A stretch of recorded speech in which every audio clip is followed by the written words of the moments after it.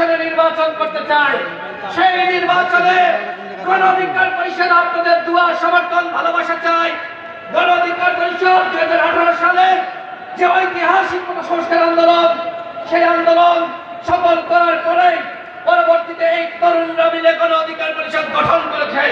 এখানে আজকে আছেন আমাদের সংগ্রামী সভাপতি জগন্নাথ লাক্তর এবং আছেন আপনাদের নেতৃত্বের কৃতি সন্তান হাসান আল মামুন। হাসান আল মামুন আগামীতে আসন থেকে নির্বাচন করতে চাই। আপনাদের সকলের কাছে আমার বিনীত আবেদন, আপনারা সকলে হাসান আল মামুনের পাশে থাকবেন। সংগ্রামী সাথী বন্ধুগণ, আজকে স্বৈরাচার শেখ হাসিনা পালিয়ে গিয়েছে। শেখ হাসিনা এখন ওই ভারতে বসে ষড়যন্ত্র করছে, তার অডিও ফাঁস হয়েছে। আগামীকাল নাকি আওয়ামী লীগ পল্টন 0 পয়েন্টে সমাবেশ করবে। আমি হুঁশিয়ারি দিচ্ছি, পল্টন 0 পয়েন্টে আওয়ামী লীগের একজনও দাঁড়াতে পারবে না। আওয়ামী লীগকে বাংলার মাটিতে রাজনীতি করতে দেওয়া হবে না। আওয়ামী লীগের যে সন্ত্রাসী রাজনীতি হাজার মানুষকে যে দল হত্যা করেছে, সেই গণহত্যাকারী দল বাংলাদেশে রাজনীতি করতে পারে। বন্ধুগণ, আপনারা কি চান আওয়ামী লীগকে নিষিদ্ধ করা হোক? আপনারা এখানে হাত উঁচু করে দেখান আওয়ামী লীগকে নিষিদ্ধ করা হোক।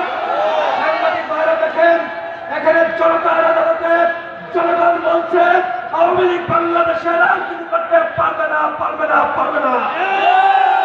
যারা বাংলাদেশের গণতন্ত্র ধ্বংস করেছে, যারা মানবাধিকার লঙ্ঘন করেছে, যারা অন্যায় করেছে, নিপীড়ন করেছে, তাদেরকে গণ অধিকার পরিষদ আপোষের মাধ্যমে রাজনীতিতে পুনর্বাসিত হতে দিবে না।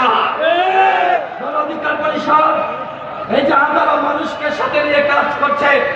এই যে রাষ্ট্রগুলোয় কয়েকদিন আগে বন্যা হলো, এদেশের কৃষক শ্রমিক যেভাবে বঞ্চিত, আজকে নেত্রকোনার হাজারো মানুষ কষ্টে রয়েছে।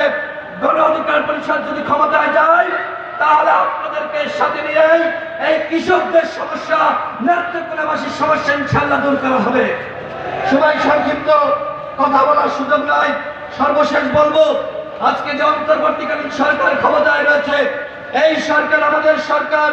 এই সরকারকে আমাদের সকলে মিলে সহযোগিতা করতে হবে। আগামী রাজনীতি, রাষ্ট্র সংস্কারের রাজনীতি, রাষ্ট্র সংস্কার যদি আমরা সবাই মিলে না করতে পারি, তাহলে বাংলাদেশ ব্যর্থ হয়ে যাবে। এই যে হাজারো মানুষ শহীদ হয়েছে, সেই শহীদের রক্তের সাথে বেইমানি করা হবে। সুতরাং বাংলাদেশকে নতুন ভাবে গড়ে তুলতে হবে এবং সেক্ষেত্রে আপনাদের সকলকে গণ অধিকার পরিষদের পাশে থাকার আহ্বান জানাচ্ছি। ইনশাআল্লাহ গণ অধিকার পরিষদের নেতৃত্বে বাংলাদেশের নতুন রাজনীতি এবং নতুন বাংলাদেশ গঠন করা হবে। সকলে ভালো থাকবেন। আল্লাহ হাফেজ। আসসালামু আলাইকুম।